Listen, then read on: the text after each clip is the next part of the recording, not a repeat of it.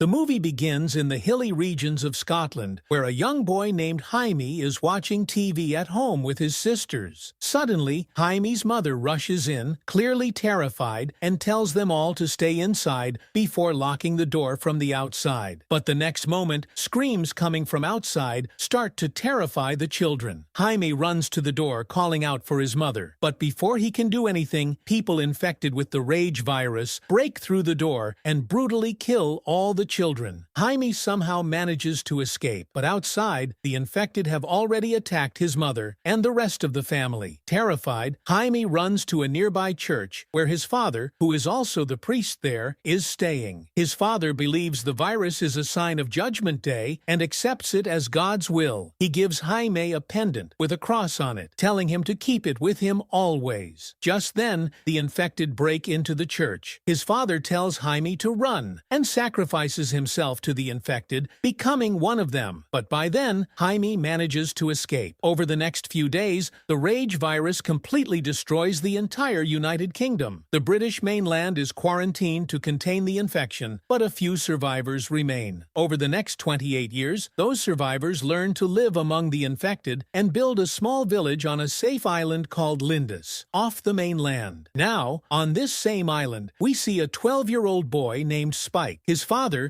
Jaime, is preparing to take him to the mainland for the first time to teach him the traditional rite of killing the infected. Spike's mother, E.A., suffers from an unknown mental illness. When she finds out that her husband is taking Spike to the mainland for training, she panics and becomes angry with him. But Spike calms her down by lying, saying he's just going to school. After that, father and son, armed with bows and arrows, leave E.A. in the care of an elderly villager named Sam and set off. The entire village wishes Spike good luck, and at the gate, Jenny reminds him of the rules. If you go to the mainland and don't come back, no one will come to rescue you, because they've already lost many people during previous rescue attempts. After that, the gate is opened for the two of them, and they start heading toward the mainland, using the only path that connects their island to it. A path that's only visible during low tide and completely disappears underwater during high tide. The mainland is still completely overrun by the infected. Spike's father warns him to be careful as they make their way through the forest. That's where they encounter their first target, a huge crawling zombie. Following his father's instructions, Spike shoots an arrow straight into the zombie's neck, making his first kill, but the noise attracts more zombies, and his father quickly takes them out. They move ahead and reach an open field where they see a herd of deer running. A strangely beautiful sight. Nearby, they notice an abandoned house, so they go inside to look for supplies.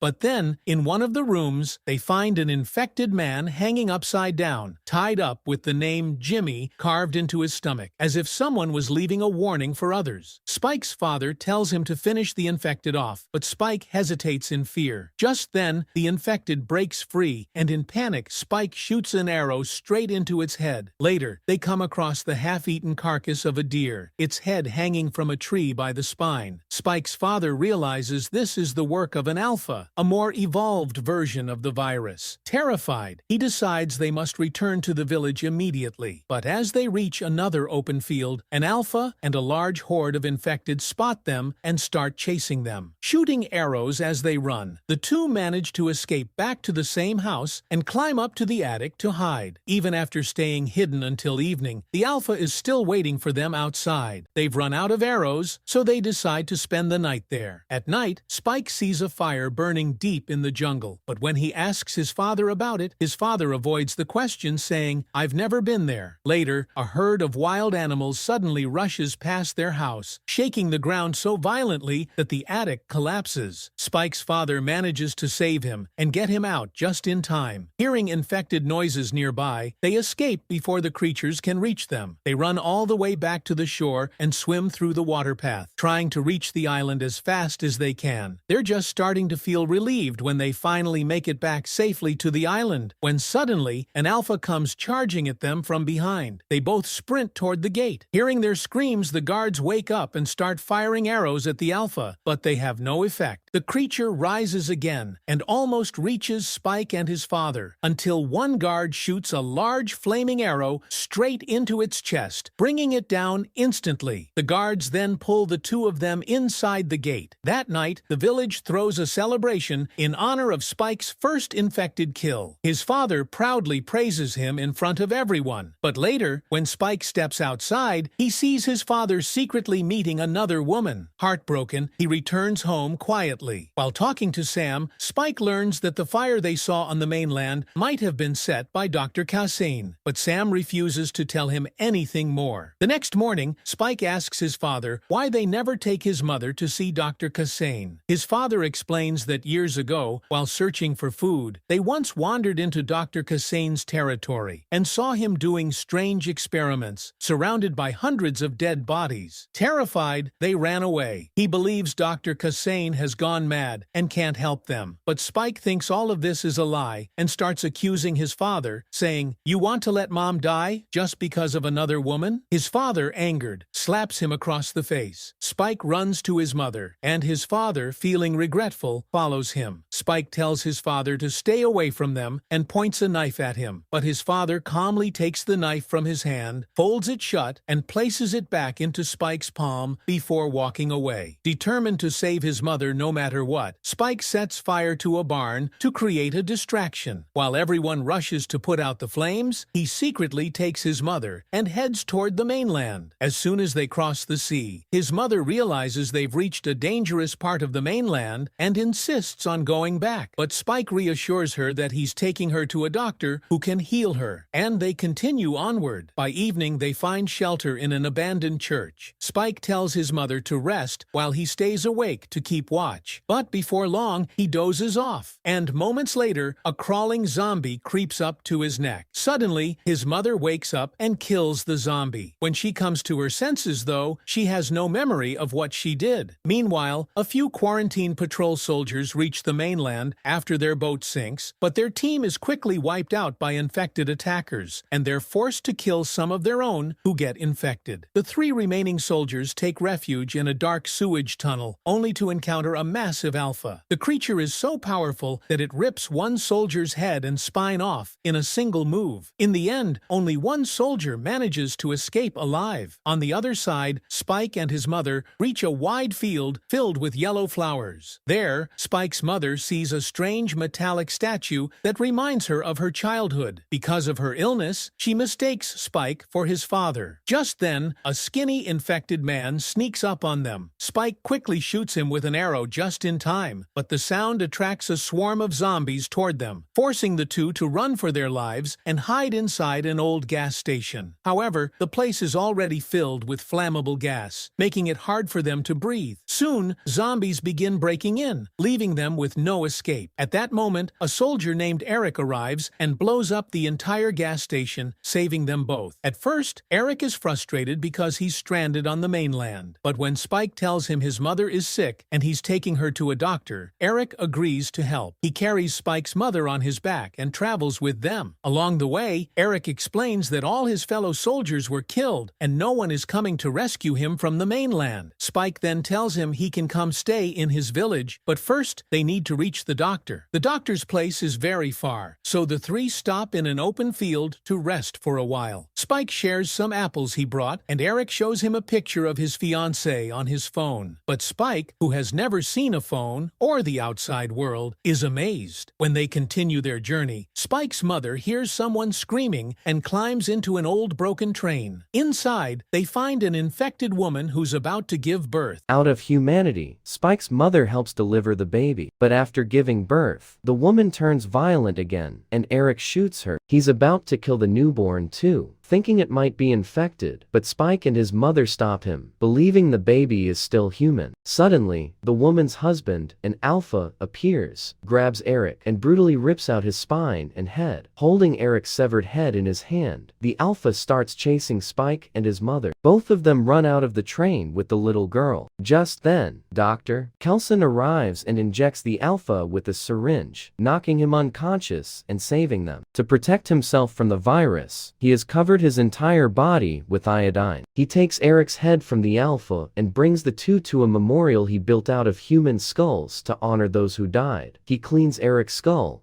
and tells Spike to place it in the memorial as well. When Dr. Kelson examines Spike's mother, he discovers that she has the final stage of brain cancer. Spike's mother admits that she already suspected it but didn't want Spike to find out directly from her. She wanted someone else to tell him. Spike begs Dr. Kelson to save his mother, but when the doctor explains that without proper equipment, she cannot be cured and will soon die, Spike breaks down. His mother, however, accepts her fate calmly. She asks Dr. Kelson to sedate Spike so he won't have to watch, and then she goes with the doctor to accept a painless death. Afterward, Dr. Kelson gives her skull to Spike, who places it at the top of the memorial in her memory. Following Dr. Kelson's advice, Spike returns to his village with the little girl. He leaves her at the gate and writes a letter to his father, explaining that he has named the girl Aya after his mother. Spike's father runs toward the shore to stop him, but by then, the tide has already risen, and Spike is gone. 28 days later, we see Spike on the mainland catching and cooking fish. Suddenly, some zombies spot him and start chasing. Spike fights back and kills one of the infected, but gets trapped in a dead end. Just then, a man with blonde hair shows up with a group of survivors and helps Spike fight off the remaining zombies. It turns out the man is Jimmy the boy from the beginning of the movie, now all grown up, and he still wears the locket his father gave him. The two shake hands in friendship, and the movie ends there.